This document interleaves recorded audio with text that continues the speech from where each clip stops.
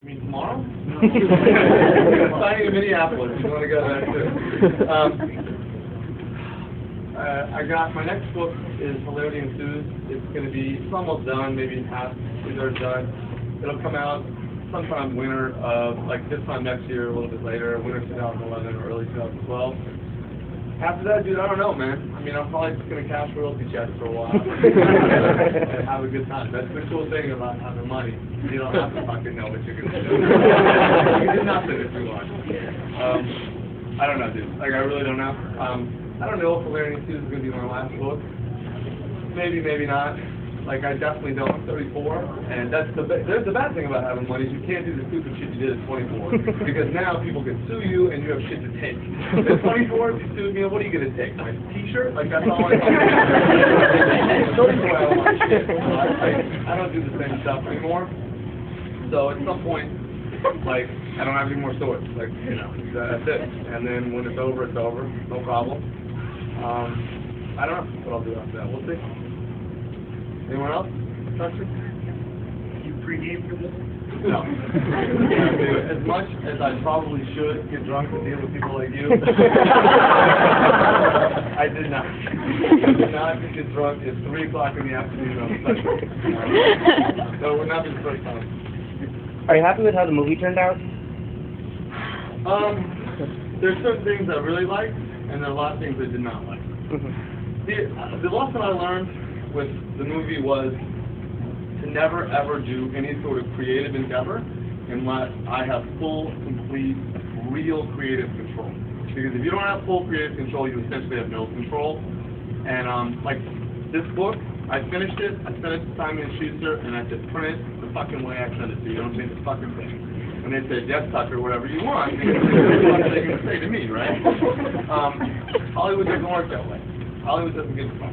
Like, if you don't write the check, if you don't cut the check in Hollywood, then you don't matter. Even if, I mean, that's true even for Steven Spielberg. He gets more control than I do, but he still gets the boot on the neck from Hollywood. I learned that lesson. I mean, that's the battle I've been fighting the last 6 years. That's why I canceled 2 TV shows, because both times they were going to do something stupid, and I wasn't going to deal with it. So I went movie route because I thought we could retain creative control. So I went independent and turned out a bunch of money from studios because I knew a studio would screw us, and I thought we could get it right, or at least get what I wanted independent. And man, I learned, you know, it's part of life. You learn hard lessons, dude. And I learned a hard fucking lesson. And yeah, so the hard part too is like, okay, there's all kinds of shit with this movie and the way it was marketed and distributed and made that pissed me off and that I'm really angry about.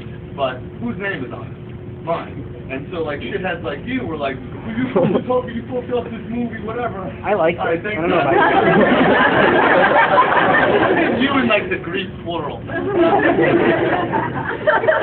know, like I basically have to take all the shit for it, you know, like what's good or bad, I take all of it. And it's like that's actually what annoys me the most, is that I have to accept the blame for stuff that I didn't, you know, like, whereas if you don't like this book, you know, first off, they're wrong, which is awful. And second, there's no one to like quit, you know, good or bad, it's me, right? Yeah, so, that answers more than your question.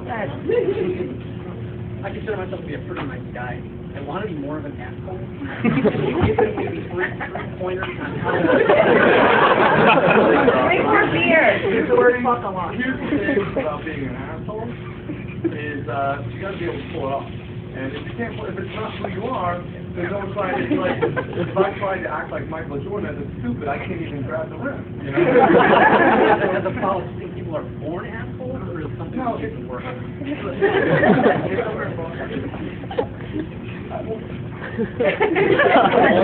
Complicated metaphysical discussion.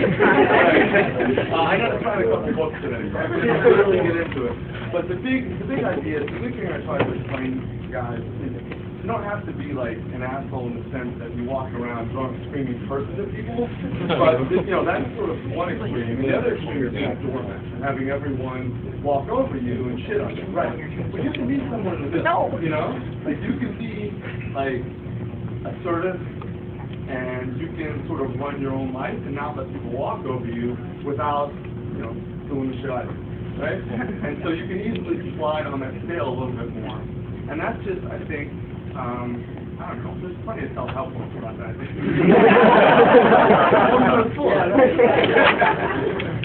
So that guy. Are you Michigan fan or a State fan?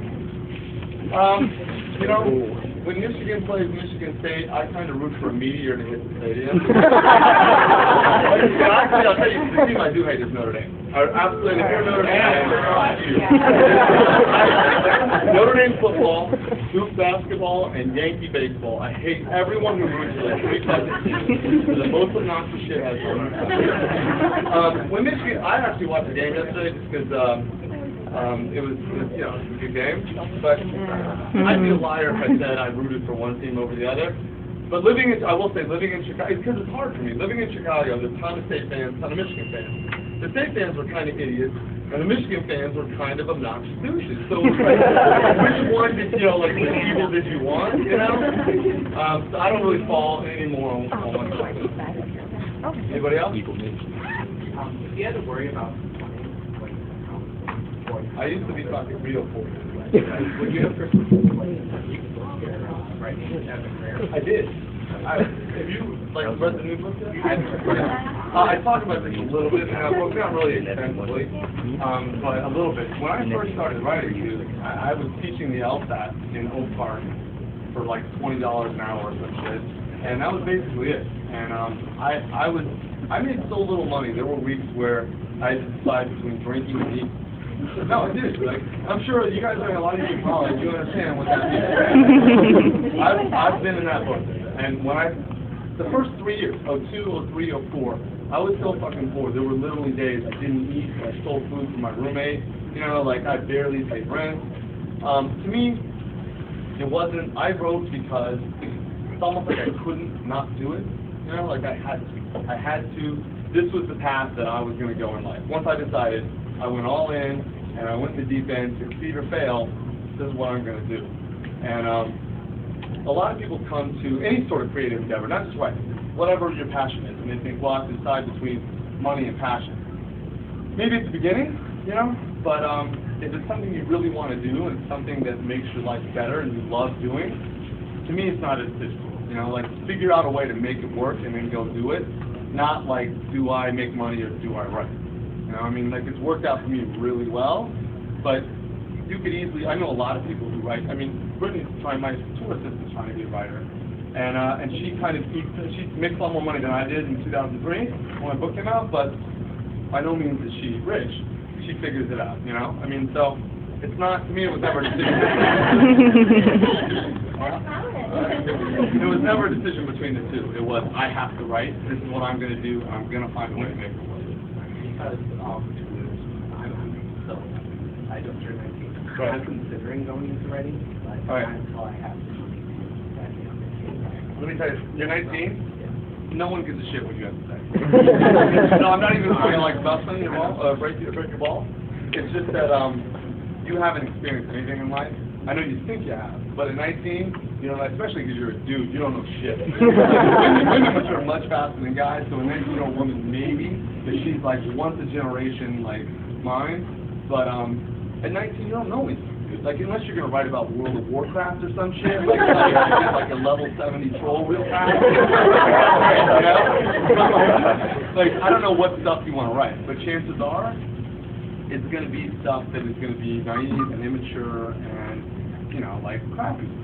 My advice would be to go out and live life and go do the things you love and experience tons of stuff and travel and meet new people. And then maybe when you're 24, 25, you'll have something to say. And